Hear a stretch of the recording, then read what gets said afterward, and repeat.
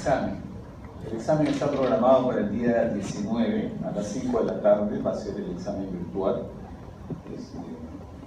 Así que hay que procurar estar puntuales. Supongo que lo vamos a tener que dar en al menos 2 hasta 3 grupos inclusive, para que podamos todos tener una computadora y poder dar el examen o rendir el examen. La experiencia anterior con los exámenes virtuales es que en realidad a veces el sistema se cuelga, qué sé yo. Esperemos que esta vez ya la cosa esté ya mejor controlada. Suponemos que sí, dado que ya tenemos alguna experiencia previa y ya las cosas se van mejorando con el tiempo. El examen, como ustedes saben, es cancelatorio y vamos a preparar preguntas de todos los capítulos que hemos expresado previo, para efectos de que no se nos sobrecargue para el último examen. ¿Okay? Entonces, estudiar, estar atentos con las clases. Como ustedes han podido verificar, la mayor parte de la información que comparto con ustedes es básicamente del Kelsenbaum.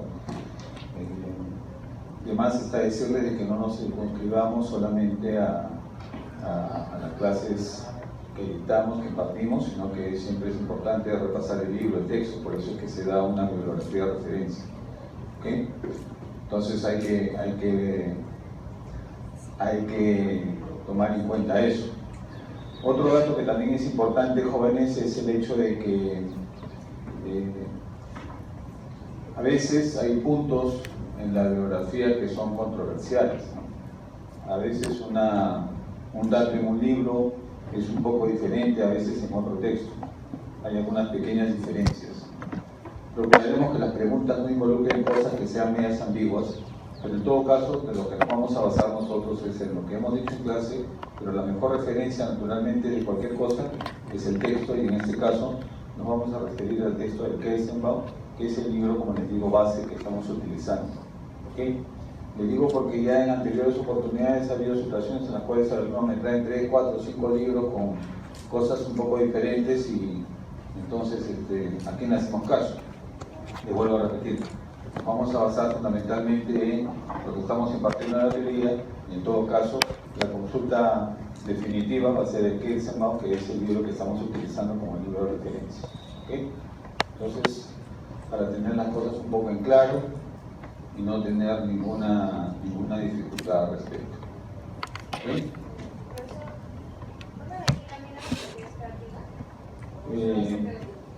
No, el examen básicamente va a ser teórico.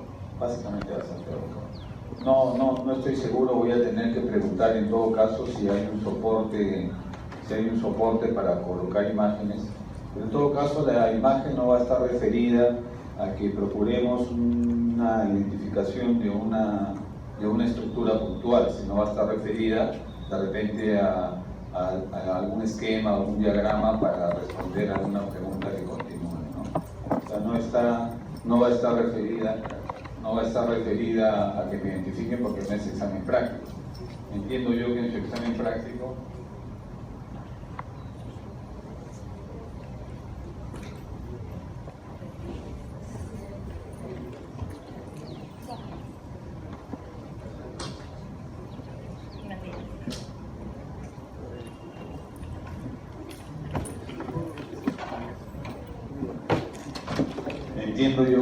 examen práctico tiene una evaluación continua, lo mismo que el examen en los seminarios, ¿no? Entonces, cada una de estas actividades, dentro de lo que corresponde a su evaluación, tienen un aspecto cognitivo, un aspecto procedimental y tienen un aspecto actitudinal, ¿no?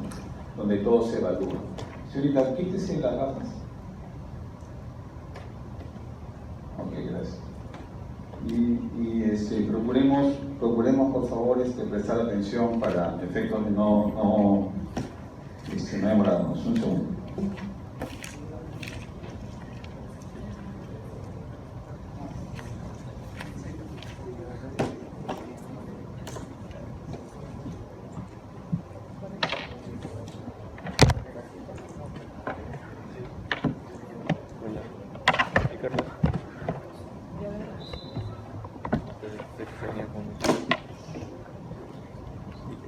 otra vez sin ir con...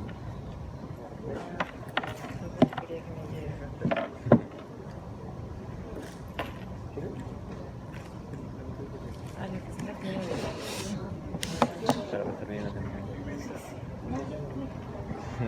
Bueno, al menos estoy en el celular. ¿Por qué te quedas dormido? Oye, no duermo desde ayer, desde las 10. Anoche dormí a las 11. ¿Has dormido? Yo no dormí. No sé cómo hay gente que me dice en mi cara, tengo sueño. Esto es muy caro. Ya, pero no eres la única. Augusto también me dice lo mismo. No, esto es normal. También me da sueño a las 8. Yo me sueño a las 8. Ya 10. Ya, Sí, pero ya es ves. una hora prudente para dormir. Prudencia, papá. Yo estuve chongo por eso. Porque mi amiga se puso cumpleaños y tenía que hacer un párrafo chévere y un video porque yo el año pasado me hizo eso. Que antes yo tenía tiempo para hacer otras cosas. Mi primer single fue no tenía tiempo para eso. Pero ahorita no tenía tiempo, y de paso tenía sueño. Fue su cumpleaños y estuve hasta la 1 de la mañana y luego llegué a mi casa a dormir porque estaba demasiado cansada. Fue el miércoles, no, el martes. Y entonces se me hizo porque no le hice un párrafo enorme. Literal le hice un chongo porque no le hice un párrafo enorme. ¿Verdad? Mira, no se cansa de risa cuando hagas eso. ¿Qué es el padre?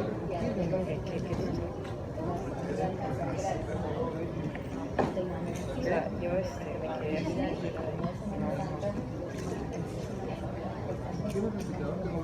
¿Y eso? Me grupo de licor. ¿Qué sí?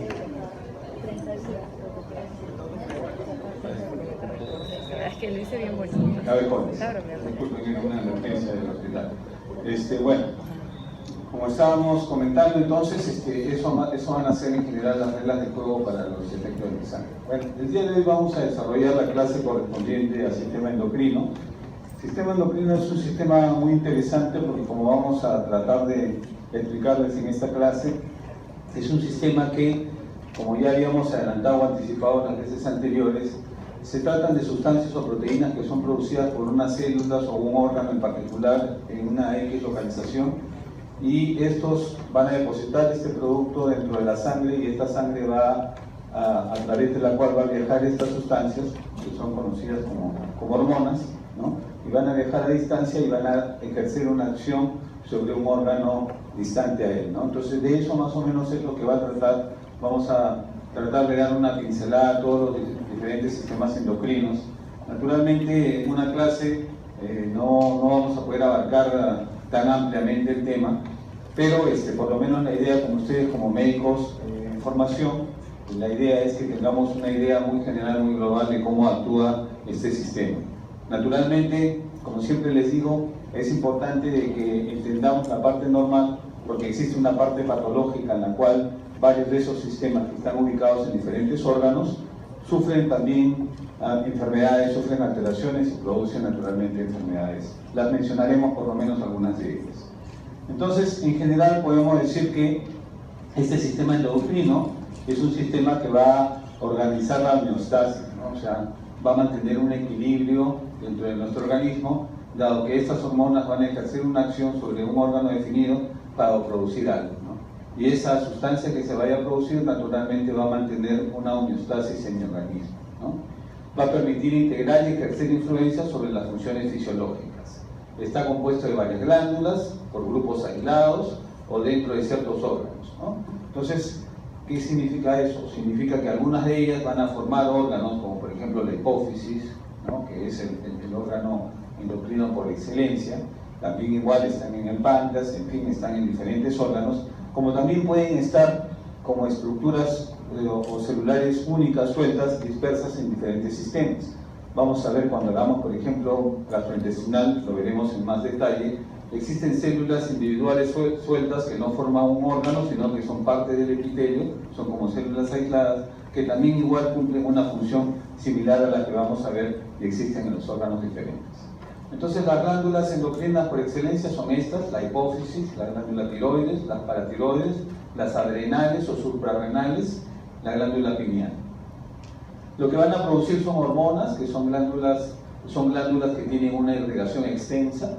Naturalmente tienen que tener una irrigación extensa por lo que les explicaba de que sus productos tienen que ser liberados o depositados al sistema o al torrente sanguíneo para de ahí viajar a distancia. Las hormonas, ya les he mencionado, son proteínas, activan el sistema intracelular de segundos mensajeros, se fijan a receptores intracelulares y modifican el potencial eléctrico. La mayoría de ellas tiene una sustancia que a través de un eje, como vamos a ver más adelante, el eje más importante es el eje hipotálamo, hipoficiario y el órgano diana, va a ejercer su acción. Entonces, pero la acción positiva, digamos. La mayoría de ellas inhibe la función por una retroalimentación negativa. ¿Qué significa eso? Significa que la sustancia, la propia sustancia que está originando que se produzca una acción, cuando se incrementa demasiado en la vía sanguínea, actúa como un feedback negativo para inhibir la producción de esta hormona. Los mecanismos de acción, bueno, nos interesa a nosotros el sistema de secreción endocrina, pero existen, como ya les había mencionado, el autocrino, cuando la propia célula se estimula a sí mismo, el paracrino, cuando se estimula a células adyacentes, ya lo habíamos comentado, la secreción endocrina, que es a distancia, y la secreción sináptica, que es una forma especial de transmisión, porque utiliza un sistema de transmisión, de neurotransmisión, mejor dicho. Y ahí están los diferentes sistemas, simplemente en esquema: el autocrino, el paracrino, el endocrino, y este es el sistema de secreción sináptica, básicamente la forma como la conducción nerviosa viaja. Desde el punto de vista fisiológico, todas estas hormonas las podemos dividir en dos grandes grupos. Es una manera de clasificarlas, no solamente por el órgano diana de donde se producen, o por el órgano donde se producen y el lugar donde va a ejercer su acción, sino además también se pueden dividir porque si son esteroideas o no esteroideas. Dentro del grupo de las esteroideas, por lo tanto son derivadas del colesterol, tenemos a todas estas hormonas, la aldosterona, el cortisol producidas en las adrenales, estrógenos y progesterona y testosterona, que son generalmente producidas naturalmente en las gónadas, ¿no? Después tenemos dentro del otro lado, tenemos a las no esteroideas, algunas que pueden derivar de la tirosina, otras de péptidos pequeños como la hormona antidiurética y la oxitocina, y otras como proteínas pequeñas que son el glucagón e insulina. Algunas de estas son productos de la hipófisis anterior o algunas de ellas también son productos del páncreas. Ya lo iremos viendo a medida que vamos desarrollando. ¿Cómo es el mecanismo, no? Básicamente las esteroideas se difunden hacia el interior de la célula blanco a través de la membrana plasmática, ¿no? A través de un receptor, ingresa el complejo al núcleo y busca una región en el DNA e inicia la síntesis de ARN mensajero.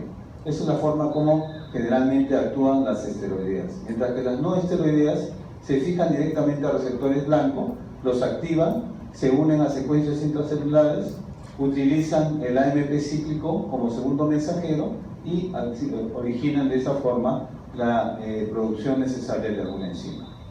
¿Ok? Entonces, son dos formas de clasificación, las esteroideas y no esteroideas, y su mecanismo mediante cómo funciona.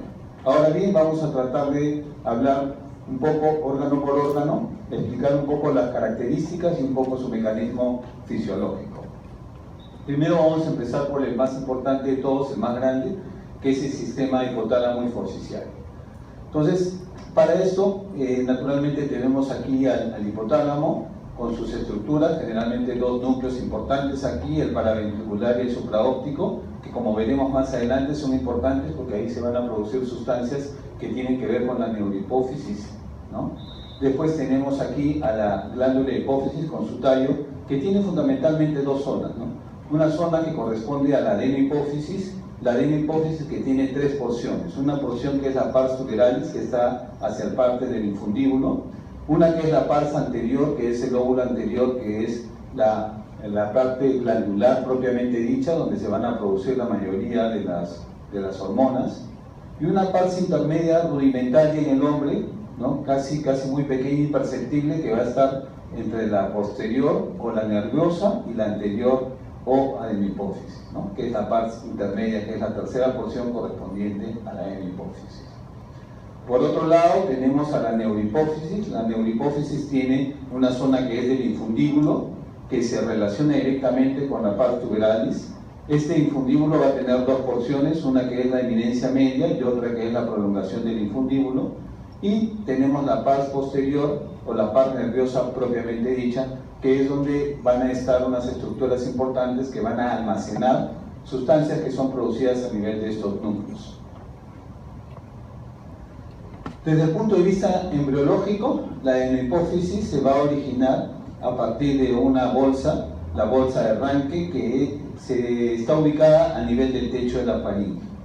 Mientras que la neurohipófisis tiene un origen a partir del diencéfalo. La adenopófisis, ya hemos visto, tiene la pars anterior, tuberalis intermedia, y la neurohipófisis, el tallo y la parte nervosa. En cuanto a la irrigación, tienen una irrigación semejante a un sistema portal, ¿no? Donde tenemos en principio a la arteria hipoficiaria superior. Esta arteria hipoficiaria superior va a originar un plexo a este nivel, a nivel del infundíbulo, que es el plexo capilar primario. De este plexo capilar primario van a bajar unas venas, que son las venas porta, y a nivel de la adenohipófisis van a agarrar y van a formar aquí un plexo acá, el plexo capilar secundario, plexo capilar primario y plexo capilar secundario. Este plexo capilar secundario tiene que ver con una serie de sinusoides y venas hipoficiales a través de la cual van a salir los productos de la adenohipófisis, que son secretadas por unas células que ya las veremos más adelante. Asimismo, tenemos una arteria hipoficiaria inferior.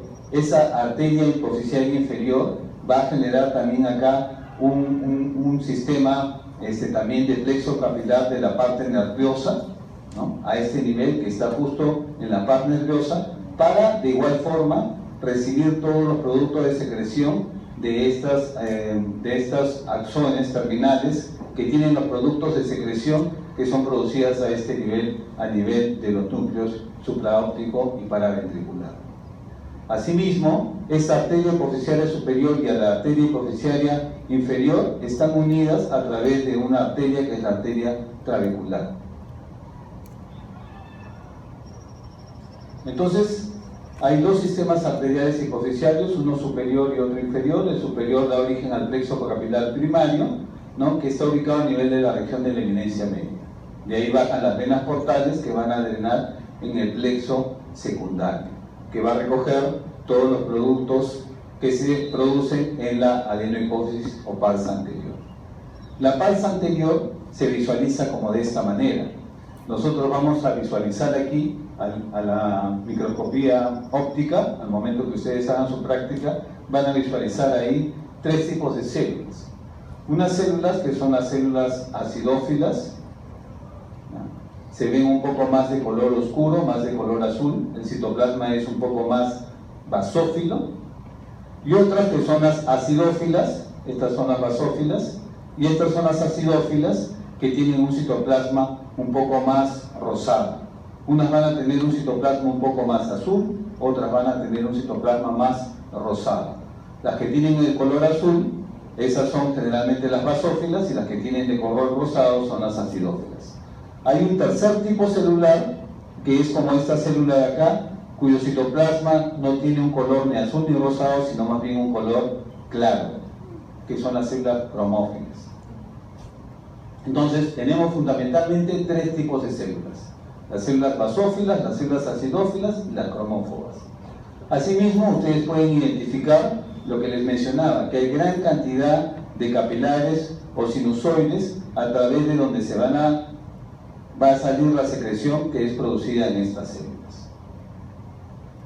Aquí se ve mejor, acá creo que se puede ver con mayor claridad lo que les mencionaba acerca de las células basófilas, que tienen este color más azul del citoplasma, y las acidófilas, que tienen un color rosado del citoplasma, y otras que no tienen color en el citoplasma, que son las cromófobas.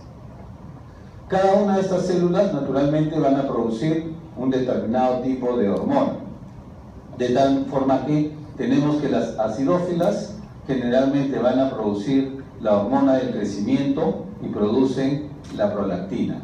Están asociadas a ese tipo de productos exactamente. mientras que las basófilas se encargan de producir todo el resto de hormonas, tanto las que van a inducir a la producción de cortisol, como la CTH, como la TSH, como las folículos estimulantes.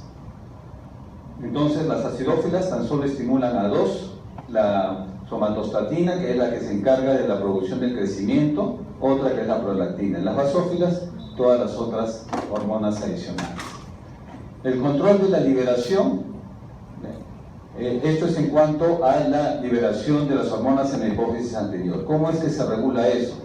Esto tiene una regulación naturalmente que se producen factores de crecimiento a nivel del hipotálamo. Estos factores de crecimiento o de estimulación viajan por el sistema porta hacia las células acidófilas o basófilas.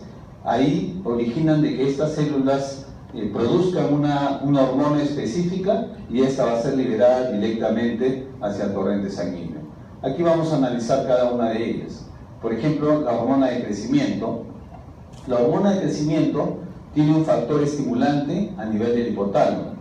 Es la hormona que estimula la producción de hormona del crecimiento. Esta va a actuar mediante este eje sobre las células acidófilas en la de la hipófisis. De ahí va a salir la hormona de crecimiento que va a actuar a nivel del hígado, induciendo ¿qué cosa? La producción de un factor de crecimiento semejante a la insulina de tipo 1. Este factor de crecimiento semejante a la insulina de tipo 1 actúa directamente sobre la placa de crecimiento a nivel de las metáfisis. Metáfisis es la porción entre la epífisis y la diáfisis. Esta es la metáfisis, donde estaba el cartílago de crecimiento. Ahí lo que origina este factor de crecimiento es una hipertrofia de los condrocitos y de esa manera induce ¿qué cosa? Un crecimiento de los huesos largos y por lo tanto permite un crecimiento en talla del individuo. De la misma forma, este factor que es liberado mediante pulsos ejerce un feedback negativo, ¿no? A través de la elevación de la glucosa en sangre o de la somatostacina, de la glucosa en sangre, porque como actúa a través del factor de crecimiento semejante a la insulina, también va a originar que haya una elevación en la glucosa.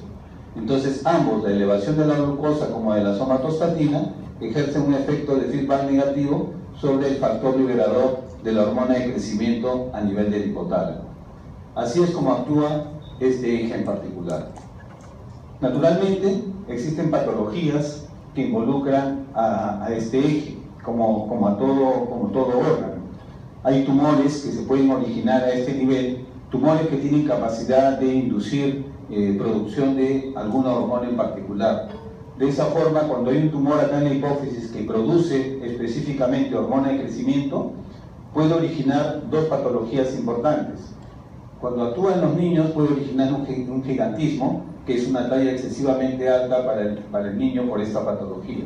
Y cuando ejerce su acción sobre un adulto, ya la placa de crecimiento ya está consolidada, por lo tanto esta persona adulta ya no va a seguir creciendo.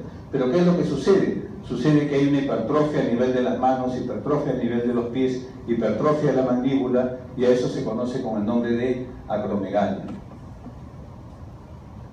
De la misma forma, habíamos visto que las células acidófilas producían otra sustancia que es la prolactina. Con respecto a la prolactina, hay también igual factores estimulantes a nivel del hipotálamo. Tenemos a la hormona liberadora de prolactina, muy semejante también a la hormona liberadora de tirotropina. Ambos van a actuar sobre las células acidófilas a nivel de la hipófisis, induciendo ¿qué cosa? La producción de prolactina. Esta prolactina va a actuar directamente sobre la glándula mamaria en los estados en gestación, naturalmente, induciendo ¿qué cosa? Induciendo un aumento en el tamaño de las mamas, una mamogénesis, una lactogénesis porque va a estimular la producción naturalmente de leche y finalmente la estimulación de la galactopoiesis, o sea que se va a estimular la producción de prolactina y oxitocina para que haya una contracción a nivel de los acinos. ¿Se acuerdan ustedes cuando les explicaba mama y hablábamos de que había unas células basales? Esas células basales se contraen y van a ayudar a impulsar la leche hacia el exterior.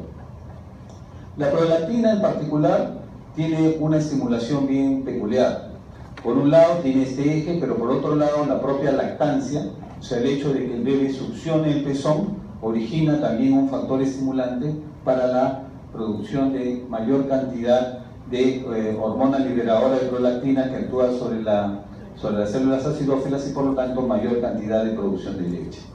El feedback negativo no es por la propia prolactina, sino porque hay un incremento a nivel de dopamina que va a actuar de manera negativa sobre este sistema.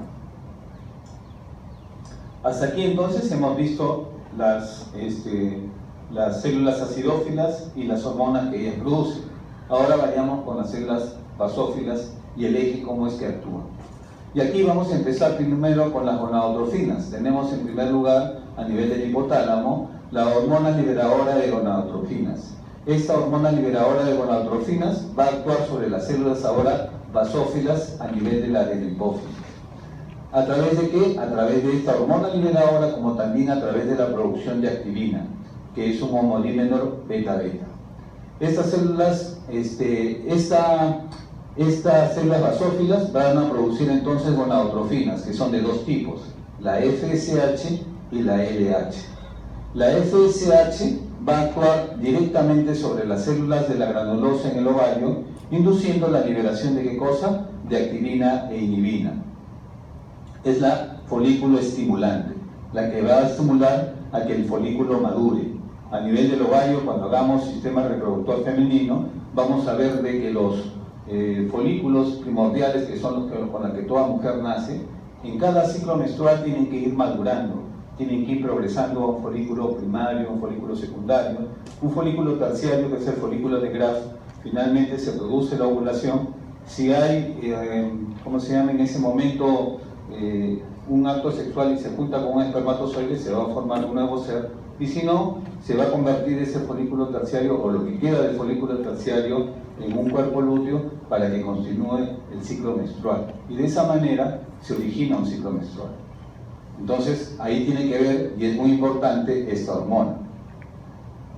En la mujer también, la LH, que es la hormona luteinizante, va a actuar en esta segunda etapa del ciclo menstrual. En la primera etapa actúa principalmente la FSH sobre el folículo, pero en la segunda etapa del ciclo menstrual, cuando ya se produce la ovulación, va a quedar algunas células estas de la granulosa en el ovario y se van a convertir en el cuerpo lúteo.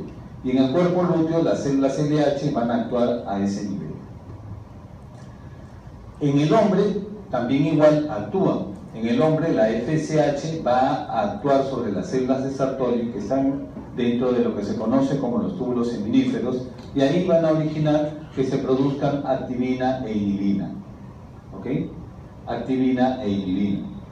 De la misma forma, la LH también en el propio testículo, vamos a ver que por fuera de los túbulos seminíferos hay unas células especializadas que son las células de Leydig, y estas células de Leydig, por ejemplo, son las encargadas de producir la testosterona. Aquí se produce estradiol, aquí se produce testosterona. Entonces, este sistema actúa sobre las gónadas. ¿Sí, jóvenes? ¿Tienen alguna duda ustedes? ¿No? ¿Usted que mira para adelante, para la izquierda? ¿Alguna duda? Lo decía por tu compañera que está atrás, que está... Sí. ¿No? Si tienen alguna duda, pregúntenme, no conversen entre ustedes. ¿Ok? Si tienen alguna duda, levanten la mano, profesor, no entiendo, explíquenme, trátenme de aclarar el punto, o de repente me interrumpe y me dice, autor, no es así, yo lo he leído de otra forma, y lo conversamos. Pero que conversen entre ustedes, no. ¿Ok? Y de la misma forma, entonces, esta inhibina, que es producida por estas células, actúa como feedback negativo sobre la hormona liberadora de gonadotrofinas, y se cierra el círculo. Entonces, esto tiene que ver directamente con la producción de hormonas a nivel de las gónadas. Otra hormona que es importante es la tirotropina, que es la estimulante de la tiroides. También igual, a nivel del hipotálamo, se va a producir una hormona estimulante de la tirotropina. Esta hormona va a actuar también igual sobre las células basófilas, y estas células basófilas van a producir la hormona estimulante de la tiroides, que va a actuar directamente sobre las células foliculares de la tiroides, que la estudiaremos dentro de un momento. A nivel de la tiroides, sobre estas células foliculares, lo que va a originar es que se produzcan las hormonas respectivas, que son la T3 y la T4. La T3, como veremos más adelante, que es la forma más activa, y esta es menos activa. Estas dos son liberadas al torrente sanguíneo, y la T3, que es la forma activa de las dos, es la que va a actuar como feedback negativo sobre la estimulante de la tirotropina. Por último, tenemos las hormonas, la adenocorticotropa, ¿no? También igual, a nivel del hipotálamo, hay una hormona que es la hormona liberadora de la corticotropina, que va a actuar sobre las células basófilas, y estas células basófilas son las que van a liberar ACTH. ACTH que va a actuar sobre la glándula adrenal, como veremos más adelante en las siguientes diapositivas. La adrenal es un órgano que va a tener dos zonas, una zona cortical y una zona medular. Y en la zona cortical hay tres regiones en particular. Y esta ACTH va a actuar sobre la fascicular y la reticular, induciendo la producción de ¿qué cosa? De aldosterona y de andrógenos. Esta aldosterona y estos andrógenos finalmente van al hígado, van a permitir la producción y liberación de cortisol, y es el incremento de este cortisol el que va a actuar como un feedback negativo. El cortisol naturalmente va a actuar sobre los glucocorticoides, ¿no? La parte intermedia en los seres humanos no está desarrollada, ¿no? Se ve histológicamente, esta es la parte nerviosa y esta es la adenohipófisis, y se ve como esto, como unas células que forman cordones, hacen estructuras semejantes a folículos, muy parecido a los folículos tiroideos, como vamos a ver dentro de un momento. No hay una función específicamente conocida, se supone que es estimulante de los melanocitos. La parte nerviosa, que es la parte posterior, básicamente está constituida por dos estructuras o tres estructuras. Estas estructuras de acá, que constituyen los pituicitos, que son como células gliales a ese nivel, que es como la neuroglía. Estos puntitos que ustedes ven acá son los pituicitos.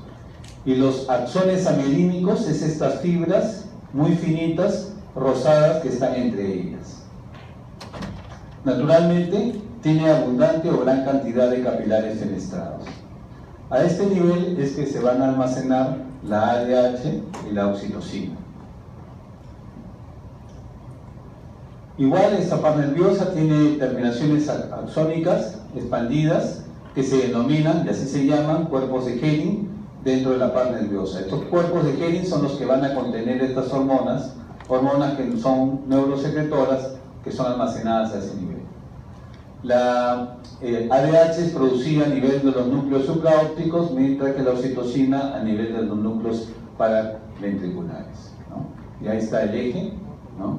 La supraóptica y las paraventriculares, y cómo a través de estas prolongaciones axónicas llegan a la adenohipófisis, y aquí a nivel de la adenohipófisis, en las terminaciones de estos axones, en los cuerpos de Henning, se almacenan dichas hormonas. Ya está el corte histológico de cómo se visualiza, ¿no? Los pituicitos, las fibras axónicas y los capilares. Naturalmente, como ya les había anticipado, existen patologías que van a involucrar o pueden inducir patologías en este órgano, sobre todo en la hipófisis.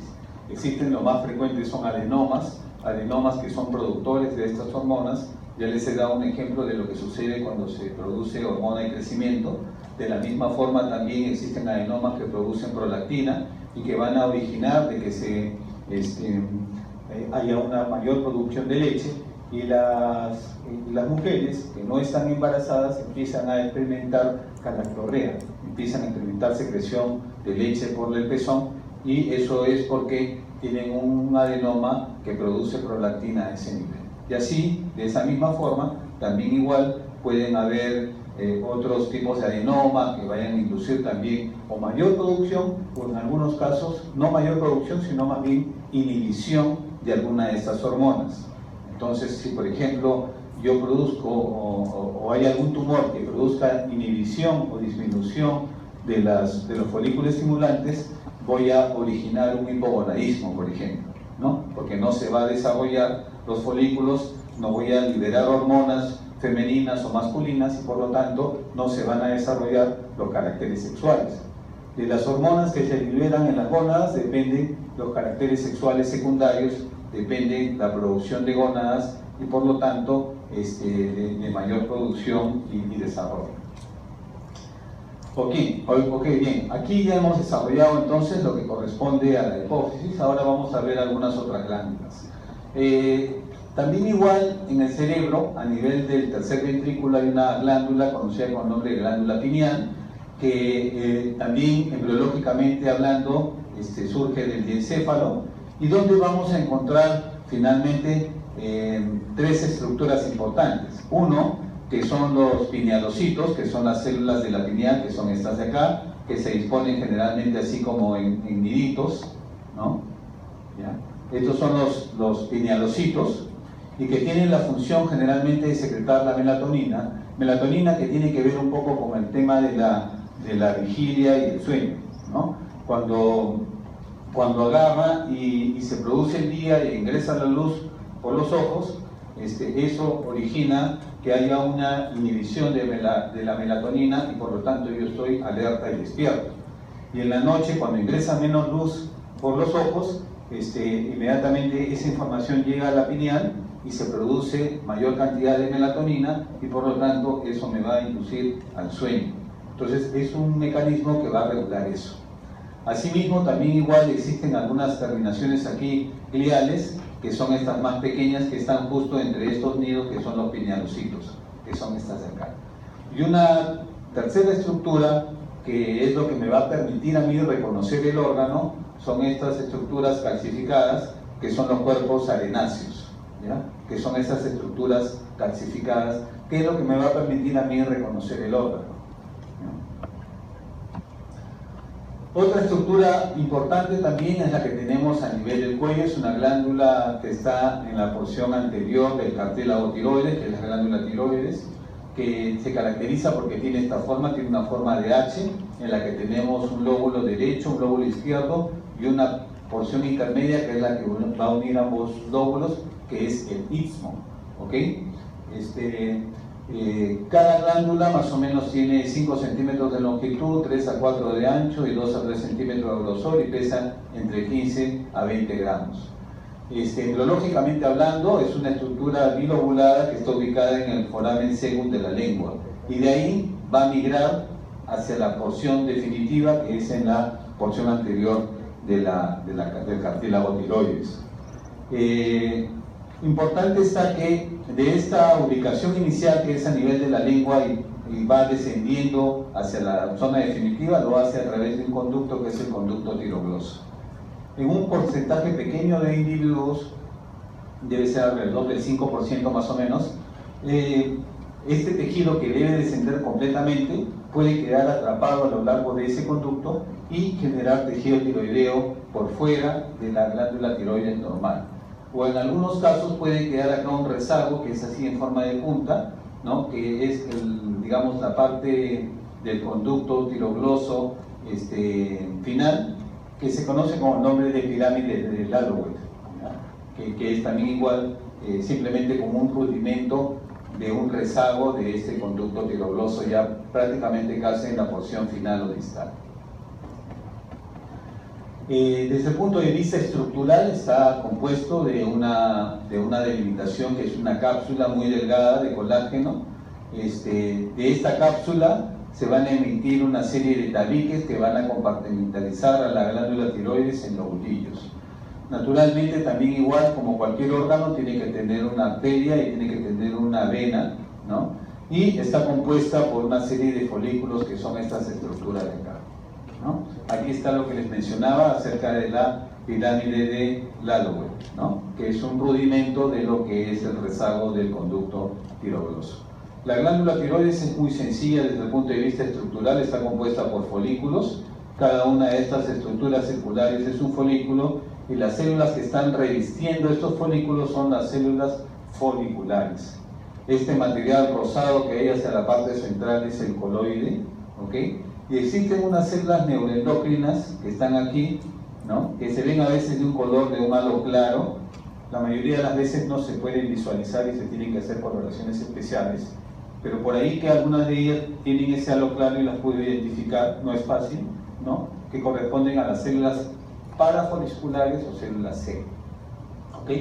Estas células foliculares son las que van a producir las hormonas tiroideas, mientras que estas células parafoliculares son las que van a producir sustancias neuroendocrinas dentro de la tiroides. Entonces la función tiene una función exocrina y una función endocrina, por lo tanto la glándula tiroides. La función exocrina es la captación de yodo inorgánico, la síntesis de tiroglobulina, la incorporación de yodo a estos residuos tirosilos y después almacenarlos ahí como coloide, y después, de acuerdo a la necesidad del individuo, se va liberando como T3 o T4 hacia la sangre. Naturalmente la tiroides es una hormona importante porque tiene que ver con todo lo que es el metabolismo basal del individuo, ¿ok? Por eso que la hiperfunción o la hipofunción origina que las personas se vean o muy delgadas, ¿no? Y muy hiperactivas, que es el hipertiroidismo, o se vean muy enlentecidas, obesas, ¿no? Cuando se tratan ya de hipotiroidismo, ¿ok? La parte endocrina, ¿cómo se llama? Lo constituye ya propiamente la parte de la producción ya de la T3 y de la T4. Entonces una primera parte cuando capta y una segunda parte cuando ya estas gotas que ya han sido almacenadas, o sea los yodos que ya han sido almacenados en la tiroides, utiliza un mecanismo exocrino para la liberación de las hormonas propiamente dichas. Y acá está el mecanismo, ¿no? El mecanismo es que inicialmente yo necesito agarrar y captar todo el yodo sanguíneo, ¿no? Todo el yodo a través de ioduros es captado por las células, ahí son internalizadas y finalmente depositadas como sustancia coloide hacia la luz, ¿no? Este es el coloide. Después esta misma sustancia coloide es nuevamente atrapada, es formada como gotitas de coloide, ahí a través de un proceso proteolítico son degradadas y liberadas las sustancias hormonales que son la T3 y la T4. La T3 es la forma más activa, la T4 es menos activa.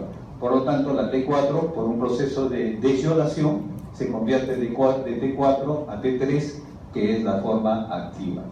Miren ustedes cómo aquí las células van pasando por diferentes etapas. Una etapa en la que va captando más yodo y empiezan a emitir una serie de prolongaciones de la superficie. En un estado de reposo las células están más cúbicas, aquí están un poco más altas, y en este estado también nuevamente activo, donde se va a producir la hormona propiamente dicho, inclusive se emiten prolongaciones para tratar de atrapar el coloide almacenado en la luz, ¿no? Entonces el incremento en cuanto al mecanismo fisiológico incrementa el consumo del oxígeno en los tejidos con la consiguiente producción de calor, favorece el crecimiento y el desarrollo del organismo, ayuda a regular el metabolismo del colesterol, favorece la absorción de carbohidratos en el intestino. O sea, todo lo que tiene que ver con este metabolismo basal. Y aquí están las déficits, el hipotiroidismo que va a originar el mixedema y el cretinismo. Empieza a haber un estado de ¿cómo se llama?, de hiposmolaridad y por lo tanto de edema, ¿no? Y ese es el famoso mixedema. Y el cretinismo es cuando tienes el estado de hipotiroidismo a una edad muy temprana que va a originar además que hay un retardo mental en el individuo, y de ahí viene el término de cretino, que es el que se emplea para las personas que son no inteligentes, poco inteligentes, ¿no? Entonces hay un incremento en la producción cuando hay el estado ese, es hipertiroidismo, y el estado máximo es la tirotoxicosis. Un ejemplo de ellos es la enfermedad de Graves, ¿no? Donde se produce además un exoftalmo en una persona que es muy hiperactiva y delgada. Además de eso, también la tiroides tiene que ver con la regulación del calcio, ¿no? Y eso tiene que ver, por lo tanto, con contracciones musculares, con la coagulación sanguínea, como ya sabemos, transmisión de impulsos nerviosos, actividad enzimática y mediador en transmisión de señales celulares, ¿no? La calcitonina, y eso recordarán que lo mencionamos, por lo menos joven, siéntese bien por favor. La calcitonina, ustedes recordarán que lo mencionamos cuando estábamos haciendo hueso y estábamos viendo de que existían las células osteoclásticas, que eran las que iban a fagocitar el hueso y eran las que iban a jalar calcio a la circulación sanguínea, y más bien los osteoblastos eran los que iban metiendo calcio a través de la matriz osteoide. Pero esto a la vez tiene que estar regulado por algunas hormonas. Entonces tenemos por un lado a la paratormona, ¿no?, que tiene que actuar también en conjunción con la calcitonina para mantener esa homeostasis en el calcio. Entonces, ¿cuál es la función de la calcitonina? La función de la calcitonina es inhibir la reabsorción del calcio. Mientras que la paratormona la promueve, la calcitonina la inhibe. Entonces, es entre el juego de las dos lo que va a permitir que haya la homeostasis del calcio, que mantengamos un nivel sanguíneo de calcio, si mal no recuerdo, entre 9 o 10, que es lo normal en sangre, si mal no recuerdo. Reduce la concentración, por lo tanto, de calcio en sangre, está controlada directamente por la concentración de calcio sanguíneo, o sea, la propia concentración de calcio. Si yo encuentro que el calcio está incrementado, obviamente inmediatamente la calcitonina se va a producir en mayor cantidad para tratar de disminuir su concentración. Es una antagonista de la paratormona, por lo tanto. Muy bien, hasta aquí tenemos entonces a la glándula tiroides con sus respectivas funciones, con su respectiva estructura y su fisiología. Ahora vamos a hablar muy brevemente sobre la paratiroides. ¿Okay? La paratiroides, que son 4 glandulitas que están, como su nombre le indica, para, o sea, pegado, adyacente a la tiroides, se ubican, son estas pequeñas estructuras, miren, miden apenas 5 por 3 por 2 milímetros, ¿no? Pesan apenas entre 100 a 120, 130 gramos, se van a ubicar hacia los polos superior e inferior de la glándula tiroides derecha e izquierda respectivamente. Por eso que son en número de 4. Desde el punto de vista embriológico, proceden del tercer y cuarto branquiales. Las del polo inferior proceden del tercero y las del polo superior proceden del cuarto arco bronquial. Aquí vamos a encontrar básicamente 2 tipos de células. Este es el esquema de esta glándula, ¿no? Vamos a encontrar 2 tipos de células: las células oxifílicas, que tienen un citoplasma rosado, que son la mayoría, y las células principales, que son las que tienen este citoplasma claro, que están un poco en menor número. ¿Okay? Y como todo órgano endocrino, tiene que tener gran cantidad de vasos sanguíneos para poder secretar el producto hormonal que produce. Las principales generalmente son más numerosas pero en menor tamaño, por eso es que no se visualizan con claridad, mientras que las oxifílicas son de mayor tamaño, están en menor número, aparecen generalmente a partir de los 10 años de edad, tienen el citoplasma, como les comentaba, eosinofílico por gran cantidad de mitocondrias que poseen, ¿no? Y este es como se ve desde el punto de vista histológico. Aquí está la glándula tiroides, esta es la glándula tiroides, miren, y aquí está la paratiroides. Aquí está la paratiroides, con sus células principales, sus células oxifílicas y la gran cantidad de vasos sanguíneos. Aquí hay un tejido graso que rodea normalmente y separa ambas estructuras.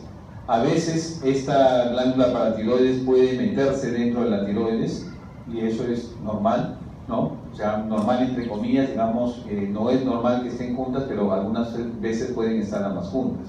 Desde el punto de vista histológico, miren, acá están las células principales y aquí están las células oxifílicas, y estos puntitos rojos corresponden a la gran cantidad de vasos sanguíneos que hay entre ellas. Les mencionaba acerca de esta grasa porque normalmente cuando ustedes han estudiado tejido conectivo, me imagino, y les explicaban la grasa puede ser de 2 tipos, ¿no es cierto? La grasa blanca y la grasa parda, ¿no es cierto? La grasa blanca es la univacuolada, ¿no es cierto? Mientras que la grasa parda es multivacuolada, ¿no? Pequeñas vacuolitas en el citoplasma. En la etapa fetal, la mayor cantidad de grasa parda está en todo, distribuida en todo el cuerpo, pero a medida que va desarrollándose este feto y nacemos, esa grasa parda se va perdiendo y va siendo reemplazada más por grasa blanca o la grasa univacuolada. Uno de los pocos rezagos donde va a quedar algo de grasa parda generalmente es en esa localización, ¿no? Por eso es que les mencionaba. La paratiroides entonces va a secretar una hormona que es la paratormona, que regula el nivel de calcio y fósforo a nivel sanguíneo. El tejido óseo induce una resorción de calcio a través de quién, de los osteoclastos, y por lo tanto va a liberar calcio hacia la sangre. Y a nivel de los túbulos uriníferos, o sea en el riñón, estimula la reabsorción del calcio y activa la producción de vitamina D. Asimismo, la extirpación de esta glándula, porque a veces cuando yo tengo un tumor en la tiroides, tengo que extirpar la glándula tiroides y a la par tengo que sacar también las glándulas paratiroides para ver si están comprometidas. Hay también tumores propios de las glándulas paratiroides, hay adenomas, hay tumores malignos también a nivel de la paratiroides. La extirpación, por lo tanto, va a originar ¿qué cosa? Obviamente una disminución grave, lo que va a originar una tetania. El exceso produce una hipercalcemia, una hiperfosfatemia con descalcificación de los huesos, ¿no? Entonces se produce una desmineralización de los huesos y entonces a veces cuando existe una fractura sin ninguna causa aparente o no hay un trauma que la explique, uno pide una placa radiográfica y ve que el hueso está medio descalcificado. Pide un survey óseo, que es una valoración de varios huesos en el cuerpo, y ve que los huesos están completamente descalcificados, hacen el dosaje de sangre y el calcio está por las nubes. Entonces la razón es probablemente que hay un tumor a nivel de la paratiroides que está induciendo esa desmineralización. Existe naturalmente el hiperparatiroidismo primario, ¿no? Primario es cuando la enfermedad o la patología es en el propio órgano que produce la hormona, en este caso la propia paratiroides, y el secundario es cuando no se debe a una patología del propio órgano, sino que es otro órgano que está ejerciendo un efecto secundario sobre el órgano, en este caso la paratiroides, ¿no? Cuando hay una patología renal, por ejemplo, cuando yo tengo una insuficiencia renal, eso puede originar también un hiperparatiroidismo, por ejemplo, secundario. También igual estimula la absorción de calcio en la mucosa intestinal mediante absorción transcelular, mediante absorción paracelular. La deficiencia va a producir, y estamos hablando de la vitamina D, perdón, produce raquitismo u osteomalacia en el adulto. ¿Ok? Entonces, hasta ahí hemos visto ya la tiroides, hemos visto las paratiroides, glándulas importantes que secretan hormonas que tienen que ver con el metabolismo basal y el metabolismo de calcio y fósforo respectivamente. Ahora vamos a hablar de otra glándula que es la glándula adrenal o suprarrenal, como lo quieran denominar. Desde el punto de vista anatómico, son dos glándulas que van a estar ubicadas en el polo superior de los riñones. En el lado derecho, generalmente está en el polo superior, pero pegado al hígado, mientras que en el lado izquierdo, ahí sí está simplemente en el polo superior, ¿no? Tienen una forma de sombrero con 3 picos, ¿no? Y que van más o menos en rango entre 2 a 8 gramos. Desde el punto de vista embriológico, se origina a partir del mesodermo, la parte de la corteza, mientras que la parte de la médula se origina a partir del neuroectodermo, por lo tanto de la cresta neural. Y es por eso que en la parte de la médula vamos a encontrar rezagos de células neuroendocrinas. Desde el punto de vista vascular existen 2 plexos, el plexo arterial de la parte capsular, de la parte más superficial, y otro que es el plexo subcapsular que recoge irrigación de la zona cortical, este más de la zona medular y este más de la zona cortical. Los plexos subcapsulares dan origen a los sinusoides que van a ir desde la zona fascicular, zona reticular, hasta la zona medular finalmente, ¿no? Las arterias medulares van a transcurrir hacia el plexo medular. Y esta es la glándula adrenal o suprarrenal, ¿no? Esa manera de gorro, tiene 3 puntas, tiene una zona cortical que es esta zona más oscura que están viendo acá, y una zona medular que es la zona más clara que la ven de manera central. En la zona cortical, que es esta de acá, es donde vamos a encontrar 3 subcapas, una que es de la parte más externa hacia la parte más interna, de la capa glomerular, la capa fascicular y la capa reticular. 3 capas, ¿ok? Aquí está el esquema de la zona de la corteza de la adrenal. Esta es la zona glomerular, esta es la zona fascicular y esta es la zona reticular. Esta zona glomerular, como su nombre lo indica, se llama glomerular porque morfológicamente semeja a los glomérulos renales, por eso se llama glomerular. y es una zona que está regulada básicamente por la angiotensina 2. ¿Ok? Esta es la zona fascicular, ya que son como fascículos, como cordones que van así en paralelo, y la zona reticular, estos cordones se empiezan a entremezclar o a entrecruzar a manera de una red, de una malla, y de ahí el nombre de reticular. Cada una de esas zonas están irrigadas. Acá está el plexo subcapsular, ¿no? Acá está el plexo medular. Todos esos van a irrigar de manera horizontal, pero también van a estar interconectados unos a otros por estas arterias corticales longitudinales, ¿no? El sistema venoso va generalmente a nivel de la zona medular, recoge la irrigación de todos ellos y de ahí sale hacia la circulación sistémica, ¿no? Y aquí es para visualizar, esta es una coloración especial de tricrómica. Aquí pueden visualizar la zona glomerular, la zona fascicular y la zona reticular, y esta es la médula.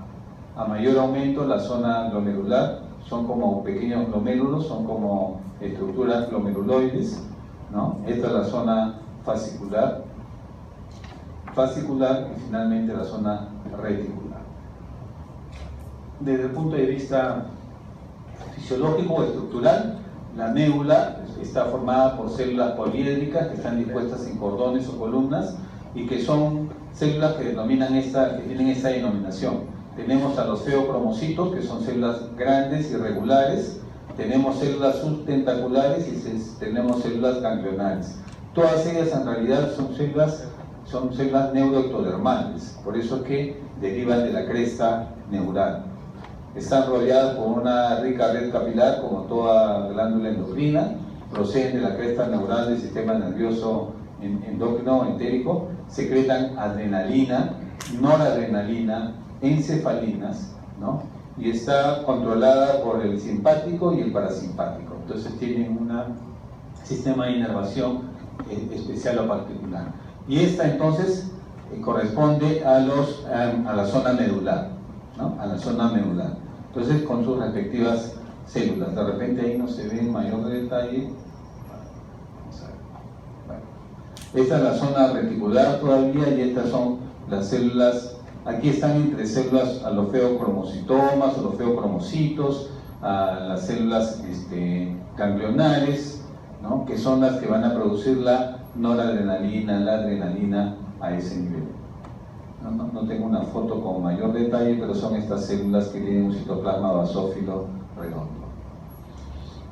Desde el punto de vista fisiológico, la zona glomerular produce la aldosterona, que es lo más importante, que es el mineralocorticoide por excelencia y está regulada por la angiotensina 2. Y la zona fascicular y reticular es regulada por la CTH. En la fascicular, se produce el cortisol, y en la reticular se van a producir las hormonas sexuales, los estrógenos, la progesterona y los andrógenos también, la dihidroepiandrosterona. Los mineralocorticoides actúan a nivel del túbulo contorneado, distal, ¿no? Y ahí van a originar, ¿qué cosa? Retención de sodio y agua, que es lo más importante. Los glucocorticoides a nivel de la fascicular van a regular el metabolismo de los hidratos de carbono, ¿no? Que es lo más importante, ¿no? También igual incrementa el catabolismo del tejido adiposo y proteico. Y las hormonas sexuales van a incrementar la síntesis proteica, pero van a ejercer una acción sobre las características sexuales secundarias masculinas como femeninas. Las células cromafines, que están a nivel de la medular, son semejantes a neuronas, ¿no? Producen adrenalina en un 80% y noradrenalina en un 20%, y se producen, las catecolaminas estas se unen a receptores alfa y beta adrenérgicos, ¿no? Ok. Hasta ahí entonces hemos visto la glándula adrenal, cómo es su estructura, sus porciones, los tipos celulares que hay en cada una de ellas y las hormonas que produce y la acción que ejerce. ¿Okay? Ahora bien, vamos a estudiar el páncreas, pero vamos a estudiar el páncreas desde el punto de vista simplemente endocrino. El páncreas es una glándula El páncreas es una glándula mixta, tiene una porción exocrina y tiene una porción endocrina. La porción exocrina del páncreas es la que se va a encargar de producir el jugo pancreático, que es importante naturalmente para lo que es la absorción de lo que son grasas, sobre todo hidratos de carbono. Pero en el caso de la zona endocrina del páncreas, esto se da a través de unas estructuras conocidas con el nombre de islotes de Langerhans, que son estas estructuras de acá, más o menos delimitadas, compuestas de estas células que son de núcleo redondo, ¿no? Citoplasma entre rosado a claro, a transparente, donde están inmersas tres tipos de células que cuando ustedes lo vean al HE, lamentablemente no van a poder hacer la diferencia. Se necesitaría hacer alguna coloración especial para diferenciarlas. Pero ahí tenemos a las células alfa, beta y delta, ¿cierto? Las que respectivamente. Y esas son las que van a constituir los islotes de Langerhans. Igual estas células tienen una irrigación sanguínea rica e importante, donde van a liberar las hormonas que van a producir. Y entonces ahí tienen las células, las beta, que son las más abundantes, representan el 70%, y lo que se van a encargar es de la producción de insulina, que es la responsable de regular la glicemia. Después tienen a las alfa, que representan el 20%, que producen la hormona que es el glucagón, que más bien va a inducir a un incremento de la glicemia. Las delta, que representan un 5%, y producen la somatostatina y gastrina, que inhibe también la liberación de la insulina y glucagón, pero sobre todo reduce la secreción del ácido clorhídrico, y me refiero a la gastrina. Y también igual existen unas células F, que representan un pequeño porcentaje, un 2%, que producen el polipéptido pancreático, que inhibe la secreción de somatostatina. ¿Ok? Eso básicamente en relación a lo que es el páncreas, la porción fundamentalmente endocrina del páncreas. ¿Ok? Y ahora vamos a hablar algunas palabras muy breves, ya para casi concluir, sobre lo que es el sistema neuroendocrino difuso, ¿no?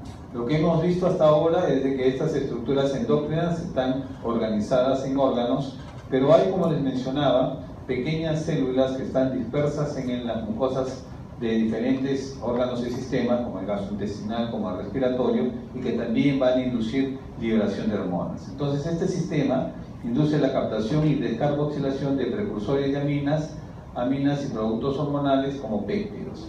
Generalmente también van a tener organelas especializadas, como gránulos de centro denso, vesículas neurosecretoras, vacuolas revestidas.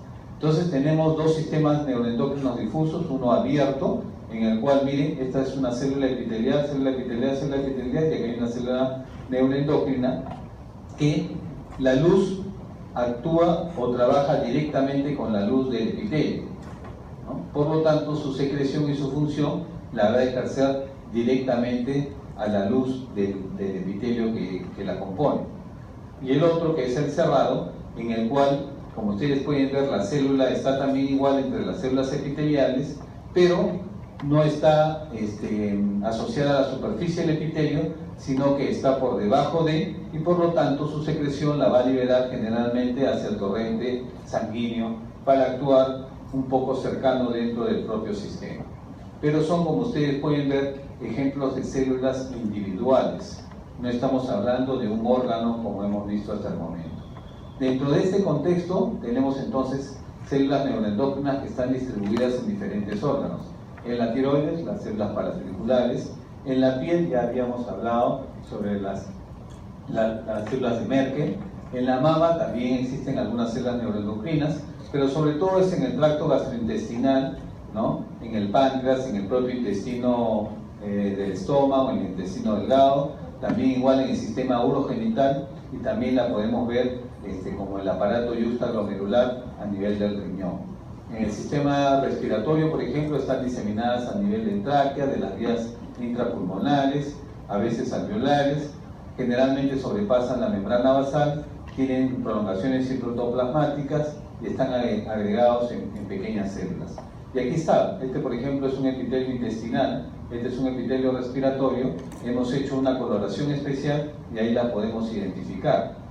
No componen todo el epitelio, sino están dispersas en el epitelio. ¿Ok? Listo, jóvenes. Entonces, hasta aquí hemos concluido entonces con este sistema. Si no tienen ninguna pregunta, sería todo por hoy. ¿Ok? Gracias.